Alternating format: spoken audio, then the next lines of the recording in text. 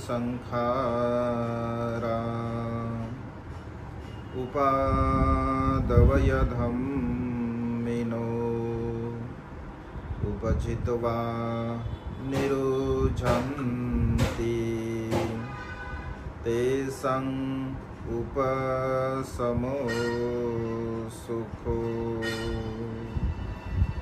विश्ववंदनीय विश्व शांतिदूत प्रज्ञाशील समाधीचे उद्गाता महान करुणावान करुणेचा सागर तथागत सम्यक संबुद्ध तथागतांचा पावन पवित्र सद्धर्म त्या सद्धर्माचा सातत्याने प्रचार आणि प्रसार करणारा सदा पूजनीय भिक्खू संघ बुद्ध धम्म आणि संघ या महान तीन रत्नाची आम्हा सर्वांना माहिती करून देणारे आम्हा सर्वांचा आधारस्तंभ भारतीय घटनेचे शिल्पकार बोधिसत्व गुणोपेतन डॉक्टर बाबासाहेब आंबेडकर यांच्या धम्मक्रांतीमध्ये शेवटच्या श्वासापर्यंत समर्पित राहतो। आज या वर्षावसाच्या पवित्र अशा कालखंडामध्ये बडगे परिवाराने आपल्या सम्यक श्रद्धेतून एका बुद्धपुत्रांना भोजनदान देऊन आपल्या जीवनामध्ये महान आणि असीम पुण्य संपादन केला आहे। निमित्त आहे दिवंगत मीराई नारायण बडगे यांचे निसर्गामध्ये विलीन असणारे 4 महाभूत आणि पंचस्कंद यांना सुगती प्राप्त होण्यासाठी व आपणा सर्वांना सुद्धा आपल्या जीवनामध्ये सुख समाधान आयुष्यवर्ण आणि बल प्राप्त होण्यासाठी आपणा सर्वांच्या इच्छा आणि आकांक्षा ढगातून मुक्त झालेल्या शीतल चंद्रमाप्रमाणे पूर्णत्वास जाण्यासाठी या ठिकाणी थोडक्यामध्ये आपण परितदेशना संपन्न केली। या निमित्ताने उपस्थित सर्व श्रद्धासंपन्न उपासक उपासिका व त्याचप्रमाणे सातत्याने प्युरिटी ऑफ माइंड आपल्या यूट्यूब चॅनलच्या द्वारा धम्मदेशना श्रवण करणारे सर्वच श्रद्धासंपन्न उपासक उपासिका आपणा सर्वांच्या प्रती अनंत असीम मंगलमैत्री मंगलकामना मंगलमैत्रीची भावना व्यक्त करतो व आपणा सर्वांच्या हितासाठी सुखासाठी आणि कल्याणासाठी तथागतांच्या श्रेष्ठ धम्मदेशनेला प्रारंभ करतो। आपण सर्वांनी शांत चित्ताने एकाग्र चित्ताने तथागतांच्या श्रेष्ठ धम्मदेशनेला श्रवण करावे ग्रहण करावे। या मंगलमय प्रसंगी स्मृती दिनाच्या निमित्ताने आपण सर्वजण या ठिकाणी उपस्थित आहोत। निमित्त आहे की मानवी जीवनामध्ये भगवंताने सांगितलेल्या श्रेष्ठ अशा सिद्धांताला अनुसरून जन्मास येणारा प्रत्येक सत्व प्रत्येक मनुष्य एक ना एक दिवस मृत्यूला प्राप्त होत असतो। अनिच्छावत संखारा असं भगवंताने म्हटलं आहे। म्हणजे सर्व जे काही संस्कार असतात तर ते सर्व संस्कार नष्ट होणारे असतात, क्षणभंगूर असतात, परिवर्तनशील असतात आणि मानवी जीवन हे परिवर्तनशील आहे असं भगवंताने म्हटलं आहे। पाण्याच्या बुडबुड्याप्रमाणे मनुष्य जन्मास येतो आणि मृत्यूला प्राप्त होत असतो, हा निसर्गाचा नियम आहे आणि त्यामुळे निसर्गाच्या नियमाला अनुसरून आईसुद्धा आपल्यामधून निघून गेल्या आणि त्यांच्या स्मृती दिनाच्या निमित्ताने आज आपण अत्यंत कुशल कर्म पुण्यकर्म या ठिकाणी केलेलं आहे। कारण भगवंत असे म्हणतात, जे काय आपले मातापिता असतात, जे आपले अपतेष्ट असतात, नातेवाईक असतात, तर त्यांच्याप्रती उत्तरीय कार्य म्हणून अशा पद्धतीने आपण कुशल कर्म पुण्यकर्म केलं पाहिजे। कारण हे पुण्यकर्म हे कुशल कर्म जे आपण श्रद्धायुक्त चित्ताने करत असतो तर ते पुण्यकर्म जेव्हा त्यांना आपण अर्पण करत असतो तर जर सुगतीच्या अवस्थेला ते प्राप्त असतील, दुर्गतीच्या अवस्थेला प्राप्त असतील, तर सुगतीला प्राप्त असतील तर हे पुण्यकर्म आपण त्यांना त्या दुःखस्थितीमधून बाहेर निघण्यासाठी सहाय्यक ठरत असतात आणि जर समजा सुखाच्या अवस्थेला असतील तर अधिक सुख त्यांना प्राप्त होण्यासाठी ते पुण्यकर्म सहाय्यक ठरत असतात। आणि त्यामुळे आपण नेहमी असं म्हणत असतो, इदंनो यातीन होतो सुखिता होतो यातयो यथा वारी वहा परापुरेंती सागरंग इतो दिन्नंग पेत्तानंग उपकपती। म्हणजे या संसारामध्ये भगवंत असे म्हणतात की जेवढं काय आपण दान पुण्य करत असतो, कुशल कर्म करतो, पुण्यकर्म करतो, निसर्गाच्या नियमाला अनुसरून ज्याप्रमाणे निसर्गामध्ये डोंगरावरती पडलेला पाऊस हा शेवटी समुद्राला जाऊन मिळत असतो, हा त्याचं श्रेष्ठ असं सत्य तत्व आहे। अगदी तशाच पद्धतीने आपण जे काही कळत न कळत त्यांच्या निमित्ताने जे पुण्यकर्म करतो, कुशल कर्म करतो, तर ते पुण्यकर्म कुशल कर्म जर त्यांना आपण अर्पण केले तर त्यांना ते प्राप्त होत असतं असं भगवंताचं वचन आहे। आणि त्यामुळे उत्तरीय कार्याला भगवंताने विशेष असं महत्त्व दिलेलं आहे। आणि त्यामुळे आपण जगदान विधीच्या निमित्ताने स्मृती दिनाच्या निमित्ताने जे जे काही कुशल कर्म करतो, पुण्यकर्म करतो, तर त्याचा लाभ आपल्याला सुद्धा होत असतो आणि आपल्या अपतेष्टांना सुद्धा होत असतो।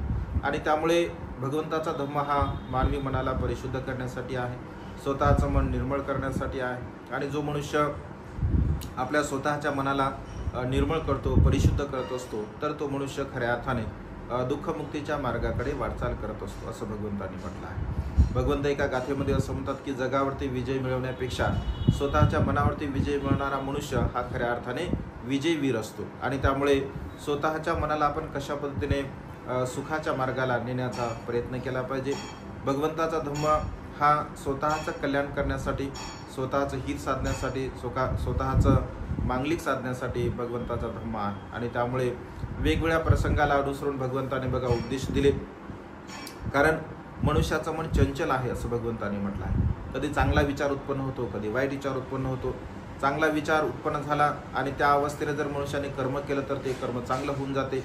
जर अकुशल कर्म मनुष्याच्या मनामध्ये उत्पन्न झालं आणि त्या अकुशल कर्माच्या चित्ताने जर मनुष्याने कर्म केलं तर ते अकुशल कर्म मनुष्याच्या जीवनामध्ये निर्माण होत असते. कारण मनुष्याच्या मनाचा स्वभाव हा सतत बदलत असतो. सदा सर्व काळ समान रूपाने सारखंच मन मनुष्याचं राहत नाही. चांगलेही विचार उत्पन्न होतात, वाईटही विचार उत्पन्न होत असतात, परंतु मनुष्याचे संस्कार मात्र हे बदलणारे असतात असं भगवंतांनी म्हटलं आहे. भगवंत असे म्हणतात की पूर्वकर्माला अनुसरून कधी कधी ह्या सर्व गोष्टी आपल्या जीवनामध्ये बदलत असतात. चांगल्याही मार्गाला आपण आपल्या पूर्वकर्मामुळे लागतो किंवा वर्तमानकाळच्या कर्मामुळे लागतो, किंवा वाईटही कर्माला आपण पूर्वकर्मामुळे किंवा वर्तमानकाळच्या कर्मामुळे लागत असतो. तर आज या मंगलमय प्रसंगी बाकी छोटंसं भगवंताचा एक उपदेश तुम्हाला सांगण्याचा प्रयत्न करतो. कारण भगवंताने मनाला खूप महत्त्वाचं स्थान दिलं. भगवंत असे म्हणतात की मनावरती विजय हा अत्यंत महत्त्वपूर्ण आहे. आत्मविजय भगवंत असे म्हणतात की जो ज्ञानी मनुष्य असतो, प्रज्ञावान मनुष्य असतो, बुद्धिमान मनुष्य असतो, तर तो स्वतःच्या मनावरती विजय प्राप्त करण्याचा प्रयत्न करत असतो. कधी कधी मनुष्य चांगल्या मार्गाला लागतो, परंतु आपल्या तृष्णेच्या आहारी असल्यामुळे मनुष्य चांगल्या मार्गातून वाईट मार्गाला सुद्धा लागत असतो. कधी कधी वाईट मनुष्य चांगल्या मार्गाला सुद्धा लागत असतो. तर एक वेळचा प्रसंग बघा, एक शेतकरी असतो श्रावस्तीतील, हा भगवंताचा उपदेश आहे. तर एक शेतकरी जेव्हा आपल्या शेतामध्ये जात असतो तर त्याचे बैल हरवत असतात. अनेक लोकांचे बैल हरवतात कधी कधी मनातले, कारण वेगवेगळ्या प्रकारचे मनुष्याचं चित्त आहे. तर बैल हरवल्यानंतर तो बैल शोधत असतो. सकाळपासून दुपारच्या प्रहारापर्यंत तो बैल शोधण्यासाठी आपला वेळ म्हणजे घालवत असतो. आणि साहजिक आहे त्याचा बराच वेळ जातो. तो घराकडे काही येत नाही आणि त्याला खूप भूक लागते. जसं आमच्या मोरे साहेबांना लगेच भूक लागते आहे की नाही, ते कधी कधी काही लोकांना लवकर भूक लागते. तर आणि साहजिक आहे, जगाच्या परमा रोगा भगवंताने असं म्हटलं आहे, भूक नावाचा हा रोग आहे की नाही. कारण मनुष्याच्या जीवनामध्ये सर्वात श्रेष्ठ रोग आहे भगवंत असे म्हणजे, याच्यासारखा दुसरा रोग कोणताच नाही आहे. आणि त्यामुळे त्याला रोज औषध घ्यावं लागतं, सकाळी दुपारी संध्याकाळी औषध घ्यावं लागते. तर त्या शेतकऱ्याला सुद्धा खूप भूक लागली होती. आणि मग तो विचार करतो की आता जर मी घरी गेलो तर फार मला वेळ होऊन जाईल. आणि तो श्रावस्तीमधून जात असतो. तर त्याच्या मनामध्ये एक विचार येते की अरे भिक्षूंना सुद्धा भोजन मिळतं, रोजच लोक देतात भोजन, तर चला आपण घरी जाण्याच्या ऐवजी आज विहारामध्ये जाऊ. विहारामध्ये जर आपल्याला काही भोजन मिळालं तर आपण भोजन करू आणि नंतर भगवंताचं दर्शन सुद्धा, भिक्खूंचं दर्शन सुद्धा होईल आणि आपण नंतर जाऊ. तर तो विहारामध्ये जातो. भंते जे असतात तर भंतेला म्हणतो की भंते मला खूप भूक लागलेली आहे, विहारामध्ये काही भोजन शिल्लक आहे का. भंते असं म्हणतात की हो भोजन तर शिल्लक आहे, दानशाळेमध्ये तुम्ही जा, तुम्हाला भोजन जे करायचं असेल ते तुम्ही भोजन करू शकता. तो दानशाळेमध्ये जातो, पाहतो तर वेगवेगळ्या प्रकारचे पदार्थ तिथं खूप सारे असतात. मग त्याला एकदम आनंद होतो कारण भूक लागलेली असते. तर तो जेव्हा पाहतो ते भोजन तर त्याला अति आनंद होतो आणि त्याला जेवढं काय लागतं ते भोजन तो पोट भरून करत असतो. पोटभर भोजन केला तर मात्र तो भोजन करता करता विचार करतो. मनुष्याचं चित्त नेहमी विचारात राहते. तो विचार करतो की एवढे पदार्थ इथे भंतेंना भोजनासाठी आहे, म्हणजे भिक्षूंना एवढे पदार्थ दिले भोजनासाठी. मी दिवसभर काम करतो, म्हणजे सकाळपासून संध्याकाळपर्यंत मी काम करत राहतो. दिवसभर काम करून सुद्धा मी घरी एवढे पदार्थ खाऊ शकत नाही. एवढी मी मेहनत करतो, परिश्रम करतो, कष्ट करतो, तरी सुद्धा एवढे पदार्थ मी खाऊ शकत नाही. आणि हे म्हणते तर काहीच काम करत नाही तरी सुद्धा यांना एवढे पदार्थ खायला भेटतात, असं सहज त्याच्या मनामध्ये विचार येऊन जाते. कारण मनुष्याचं चित्त काही विचार करते. खरं तर कृतज्ञ भाव व्यक्त करायला पाहिजे होता ना की बाबा तिनं भोजन दिलं आपल्याला, पण त्याच्या मनामध्ये वेगळ्या प्रकारचे विचार उत्पन्न होऊ लागले. आणि त्यानंतर मग त्याच्या मनामध्ये बघा एक सहज भाव विचार उत्पन्न होऊन जातो. त्याला वाटते की अरे हे काम करण्यापेक्षा भंतीच झालेलं बरं, म्हणजे ते काम करायचं काम नाही आहे का, मस्त आपलं भोजन मिळते आणि आपलं काम करत राहायचं. घरी जातो आणि पत्नीला म्हणतो की माझी इच्छा आहे भिक्षू बनण्याची. भंते म्हणते हो का, ठीक आहे म्हणते, जा बना म्हणते. तर तो जातो विहारामध्ये आणि भंतेला म्हणतो की भंते मला प्रवज्या द्या म्हणतो, मला भिक्षू बनायचं आहे. तर भंतेजी प्रवज्या त्याला देतात आणि मग तो प्रवज्या दिल्यानंतर उद्देश काय असतो त्याचा, किंवा भोजनाचा उद्देश असतो. मग जिथे जिथं तो जात असे तिथे तिथं पोट भरून तो खात असे. पोटभर खाल्ल्यामुळे विहारामध्ये तो येत असे, जेव्हा तो येत असे तर तेव्हा मात्र तो अन्य कुठल्याही प्रकारचं काम काही करत नसे. म्हणजे पोट भरून भोजन केल्यामुळे तो विहारामध्ये झोपून राहत असे. आणि विहारामध्ये झोपून राहिल्यामुळं भंतेंना वाटलं आज झोपल, उद्या झोपल, परवा झोपल, असं तो चालत होता. मग भंतेजी त्याला हळूहळू नियम सांगू लागले किंवा अशा पद्धतीनं काम करावं लागते. आपण प्रमादामध्ये राहू नये, आळसामध्ये राहू नये, आपण उद्योगी राहिलं पाहिजे, उद्योगशील राहिलं पाहिजे, ध्यान म्हणून चिंतन केलं पाहिजे. तर मग हळूहळू त्याच्या मनात थोडं थोडं बदल होऊ लागला. जे थोड्या दिवसानंतर त्याच्या मनामध्ये जी तृष्णा होते भोजनाच्या प्रतीची, आसक्तीच्या प्रतीची, ती हळूहळू थोडी थोडी कमी होऊ लागली आणि तो खूप चांगल्या प्रकारचं धम्माचरण करू लागला.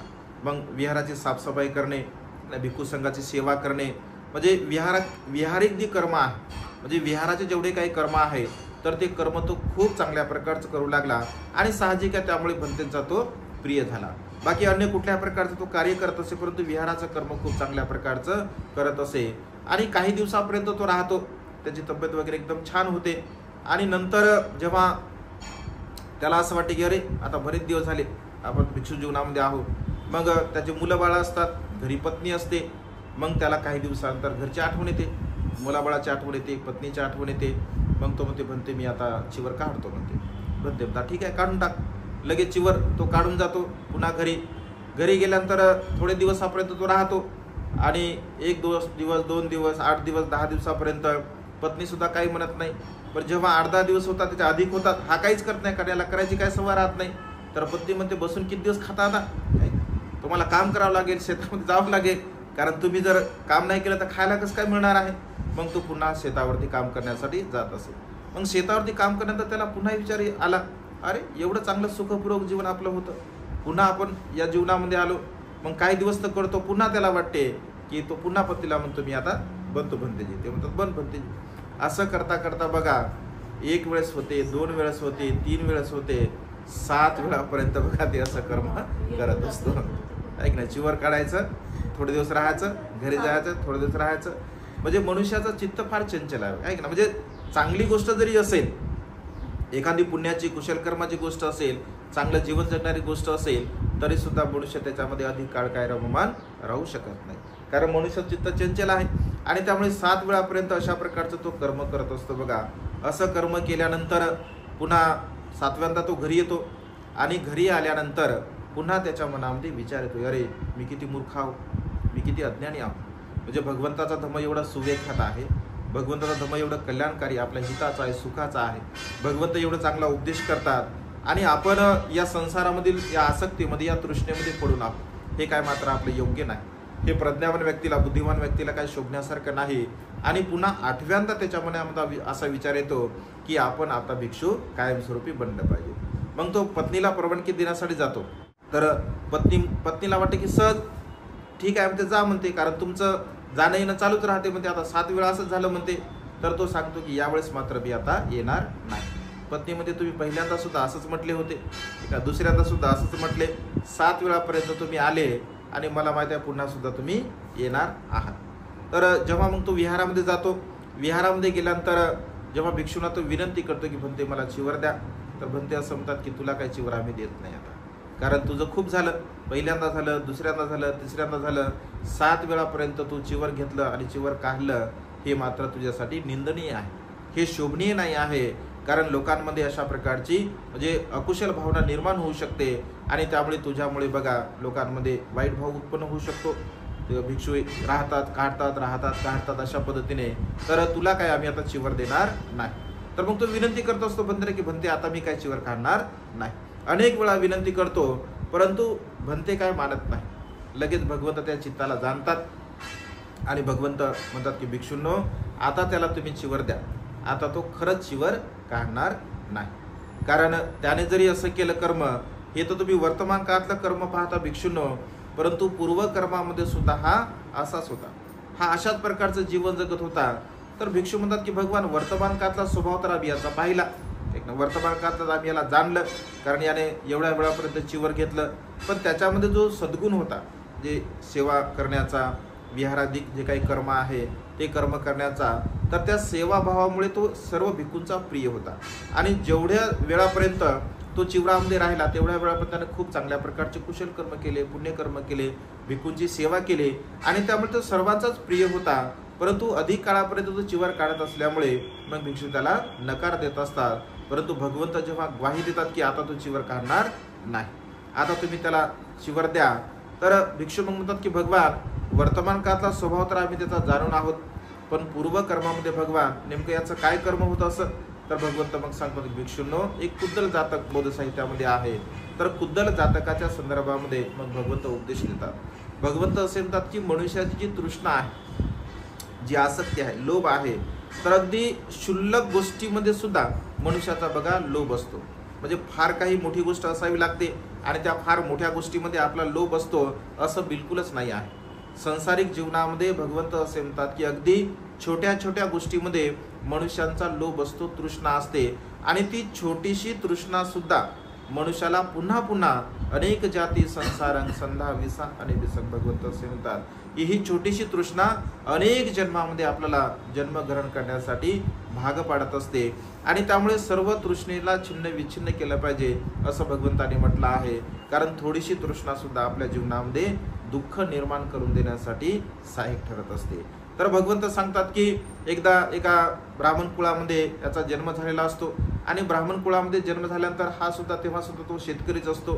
तर याच्याकडे थोडीफार शेती असते, आणि एक शेतीचं जे अवजार असतं कुदळ, त्या कुदळाच्या सहाय्याने तो आपली शेती करत असतो. मग जेव्हा काही पावसाळ्याचे दिवस असतात, त्या पावसाळ्याच्या दिवसामध्ये तो शेती करतो, शेतीला पेरतो, आणि पुन्हा शेतीतील पीक काढल्यानंतर मग त्याला असं वाटतं की आता 8 महिन्यापर्यंत आपण काय करावं, आपलं पीक वगैरे तर निघलं आता, आणि मग पुन्हा तो हिमालयावरती जात असे, भिक्षू तो प्रवर्जित होत असे, आणि ध्यान मनन चिंतन तो करत असे. असं करत असताना पुन्हा जेव्हा पावसाळा सुरू होईल, पावसाळा सुरू झाला की लोक पेरणी करायचे, लोक नांगरायचे, वखरायचे, पेरणी करायचे. तर हे सर्व पाहिल्यानंतर त्याच्या मनामध्ये पुन्हा असा भाव उत्पन्न व्हायचा की अरे, आपली सुद्धा थोडीशी शेती आहे, आपण सुद्धा आपली शेती केली पाहिजे. आणि मग पुन्हा तो त्या प्रवजित जीवनाला सोडायचा, संसारामध्ये यायचा, पुन्हा आपली शेती करायचा, आणि तशा पद्धतीने तो जीवन जगत असे. पुन्हा त्याला वाटत असे की आपण पुन्हा आता काही वेळ नाही आहे, आपल्याकडे काही काम नाही, चला आपण प्रवर्जित हो. असं करता करता बघा त्याने 7 वेळेस तिथे सुद्धा त्याने चिवर काढलं होतं, वस्त्र काढलं, आणि 7 वेळापर्यंत त्याच्या मनामध्ये ही तृष्णा आली होती. मग जेव्हा तो एकदा गंगा नदीच्या तीरावरती बसतो, आणि तीरावरती बसल्यानंतर तो विचार करतो की अरे, एवढं मोठं माझं प्रवजीचं जीवन अत्यंत चांगल्या प्रकारचं आहे, एक सुखपूर्वक असं मी जीवन जगत आहो, परंतु एवढा मोठा चांगला सुखाचा मार्ग सोडून मी पुन्हा पुन्हा या संसारामध्ये का जात आहो, पुन्हा पुन्हा संसारामध्ये जाण्याचं नेमकं काय कारण आहे. तर तो विचार करतो, चिंतन करतो, मनन करतो की माझ्या संसारामध्ये जाण्याचं 2 प्रमुख कारण आहे. एक प्रमुख कारण आहे की माझ्याकडे असणारी शेती, आणि दुसरं कारण आहे की माझ्याकडे असणारी कुदळ, की ज्या कुदळीच्या द्वारा मी माझी शेती करत असतो. मग तो म्हणतो की प्रमुख कारण हे माझं अवजार आहे, कारण या अवजाराच्या द्वारा मी शेती करत असतो. तो गंगा नदीच्या तीरावरती जातो, आणि डोक्यावरती त्या कुदळीला भिरकावतो, आणि गंगा नदीमध्ये फेकून देत असतो. जेव्हा तो कुदळ फेकून देतो, तर त्याच्या मुखातून सहज उद्गार निघतात की मी जिंकलो, मी जिंकलो, मी जिंकलो. असं म्हटलं आहे की तेवढ्याच वेळामध्ये धर्मशोक नावाचा राजा युद्ध जिंकून येत असतो. मग तो विचार करतो की अरे, युद्ध तर आपण जिंकलं, परंतु हा साधू काय वेडा झाला का की मी जिंकलो, मी जिंकलो, मी जिंकलो असं म्हणत आहे. मग ते सर्वच्या सर्व त्याच्याकडे येतात, आणि त्याला विचारतात की तुम्ही असं का बोलत आहात, नेमकं तुम्ही काय जिंकला, युद्ध तर आम्ही जिंकलेलं आहे. तर तो म्हणतो की महाराज, तुम्ही तर केवळ बाह्य शत्रूवरती विजय प्राप्त केला आहे, कारण बाह्य शत्रूला तुम्ही जिंकला आहे, परंतु मी जो विजय प्राप्त केला आहे तर तो मी माझ्या आंतरिक शत्रूवरती विजय प्राप्त केला आहे. कारण बाह्य शत्रूपेक्षा आंतरिक विजय हे अत्यंत महत्त्वपूर्ण आहे, आत्मविजय हे अत्यंत महत्त्वपूर्ण आहे. कारण भगवंत असे म्हणतात की या संसाराला जिंकणं सोपं आहे, परंतु स्वतःच्या मनाला जिंकणं अत्यंत कठीण अशी गोष्ट आहे. स्वतःच्या मनाला सुखाच्या मार्गावरती, चांगल्या मार्गावरती लावणं अत्यंत कठीण आहे. आणि मग तो त्या ठिकाणी त्या राजाला उपदेश करतो की कशा पद्धतीने आपण आत्मविजय प्राप्त केला पाहिजे, आपल्या तृष्णेवरती, आपल्या रागावरती, आपल्या मोहावरती, म्हणजे सर्व प्रकारच्या विकारावरती आपण कशा पद्धतीने विजय प्राप्त करावा, या दृष्टिकोनातून बघा तो राजाला उपदेश करत असतो त्या ठिकाणी. तर राजाचं मन सुद्धा परिवर्तन होते, राजाच्या सैनिकाचं मन सुद्धा परिवर्तन होते. आणि असं म्हटलं आहे की राजासोबत असणारे सर्वच्या सर्व जे काही सैनिक असतात ते सर्वच्या सर्व सैनिक प्रवर्जित होत असतात, भिक्षू बनत असतात. या राजाने ज्या राज्यावरती म्हणजे आक्रमण केलं असतं तर तो राजा दुसऱ्या राज्याची मदत घेऊन पुन्हा याच्यावरती आक्रमण करण्यासाठी येत असतो. तर असं म्हटलं आहे की पुन्हा त्यांना सुद्धा ते उपदेश करत असतात, कारण ही भिक्षू बनलेले असतात, तर त्यांनाही उपदेश करतो. असं करता करता बघा, कारण वैरत्व भगवंत असे म्हणतात की अनेक पिढ्याने पिढ्या दर पिढ्यानं वैरत्व चालत असतं. कारण म्हणून तर म्हटलं भगवंतानी, नाही वेरे न वेरानी समंती कुदाचर अवैरणच संमंती यस धमो सनंतनो. या वैरत्वाला जर नष्ट करायचं असेल तर केवळ प्रेम आणि मैत्री भावना आपल्या चित्तामध्ये असणं अत्यंत गरजेचं आहे. कारण वैरत्व हे पिढ्याने पिढ्या दर पिढ्यापर्यंत चालत राहते. तर सातही राजे एकमेकांना हरवल्यामुळे त्यांच्या मनामध्ये वैरत्वाची भावना राहते आणि ते एकमेकांवरती आक्रमण करण्यासाठी येत असतात. सर्वच्या सर्व यांना भेटतात, हा सर्वांना उपदेश करत असतो आणि सर्वांना मात्र धम्मामध्ये तो प्रतिष्ठित करत असतो. भगवंत असे म्हणतात की भिक्षूंनो, याच जन्मामध्ये याने अशा प्रकारचं कर्म केलं नाही तर पूर्व जन्मामध्ये सुद्धा याच्या मनामध्ये उत्पन्न होणाऱ्या ज्या तृष्णा आहे, या तृष्णेच्या आहारी तो पुन्हा पुन्हा जात असे. कारण मनुष्याचा तो स्वभावच आहे, मनुष्याचा स्वभाव आहे की तृष्णेच्या आहारी जाणे.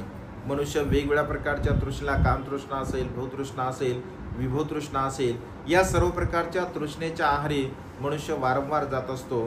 परंतु जो ज्ञानी मनुष्य आहे, जो प्रज्ञावान आहे, जो बुद्धिवान आहे, तर तो बुद्धिवान मनुष्य आपल्या मनामध्ये उत्पन्न होणाऱ्या ज्या सर्व प्रकारच्या तृष्णा आहे, राग असेल, द्वेष असेल, लोभ असेल, मोह असेल, मीपणा, अहंपणा, गर्व, ईर्ष्या आदी या सर्व प्रकारच्या विकाराला नष्ट करण्याचा तो मनुष्य प्रयत्न करत असतो. परंतु जो अज्ञानी मनुष्य आहे, जो अडाणी मनुष्य आहे, तर तो मात्र पुन्हा पुन्हा या संसारामध्ये, या तृष्णेमध्ये पडत असतो आणि दुःखाला प्राप्त होत असतो. परंतु जो प्रज्ञावान आहे, जो ज्ञानी आहे, जो बुद्धिवान आहे, वेळेवरती भगवंत असे म्हणतात की आपण आपल्या तृष्णेला सावरलं पाहिजे, तृष्णेला आपण जिंकलं पाहिजे, तृष्णेवरती विजय मिळवण्याचा आपण प्रयत्न केला पाहिजे.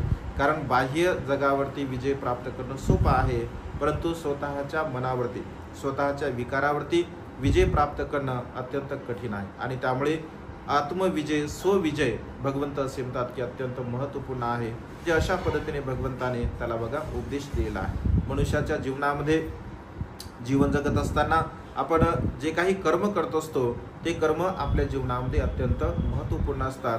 जोपर्यंत आपल्या तृष्णा नष्ट होत नाहीत, नाहीशा होत नाहीत, तोपर्यंत पुन्हा पुन्हा या संसारामध्ये अनेक जाती संसारात भगवंत असे म्हणतात की पुन्हा पुन्हा पुन्हा पुन्हा या संसारामध्ये आपल्याला या तृष्णेच्या द्वारा पुन्हा पुन्हा जन्मग्रहण करावा लागतो. आणि त्यामुळे ज्यांच्या समूळ तृष्णेचा नाश झाला, ज्याने समूळ तृष्णेला नष्ट केलं, तर तो मनुष्य संसारामध्ये पुन्हा पुन्हा जन्मास येत नाही. आणि त्यामुळे मानवी जीवनामध्ये जीवन जगत असताना आपण आपल्या सर्व प्रकारच्या तृष्णेला, विकाराला नष्ट करून दुःखमुक्तीच्या मार्गाकडे वाटचाल करण्याचा आपण प्रयत्न करावा. आज या मंगलमय प्रसंगी आपण जे काही कुशल कर्म केलं, पुण्यकर्म केले, संपूर्ण कुशल कर्म, पुण्यकर्म आईचे निसर्गामध्ये विलीन असणारे 4 महाभूत आणि पंचस्कंद यांना सुगती प्राप्त हो, अशा प्रकारची मंगलमय आणि उदात्त कामना या ठिकाणी व्यक्त करून ही छोटीशी धम्मदेशना संपन्न करतो. सर्वांचं मंगल हो, सर्वांचं कल्याण हो, सर्वांना दीर्घायुष्य.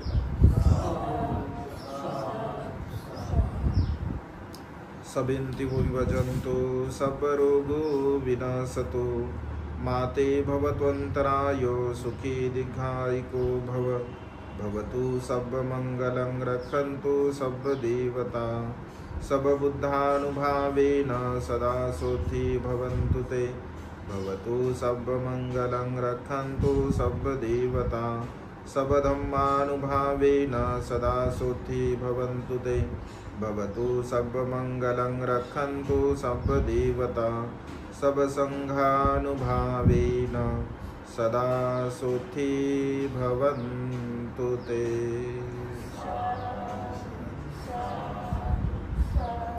सुखी हो, मंगलो, कल्याण हो, दीर्घायुष्य.